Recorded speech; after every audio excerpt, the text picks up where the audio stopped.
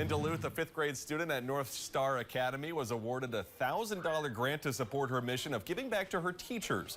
2 years ago, Amelia Hanson was given the challenge of turning $1 into something compassionate. She was able to use that dollar to inspire giving and used additional money to create the Happy Cart. The Happy Cart delivers different snacks, treats, and drinks across the entire school to reward teachers and staff for their kindness. Hanson said she loves giving back to her teachers. It makes me feel good, and I just feel like the teachers really deserve it, and like they do a lot to make school fun.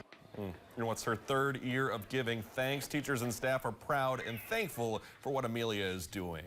The smiles on their faces and how it makes their day to know that a student has taken the time to raise money and acknowledge how hard they work.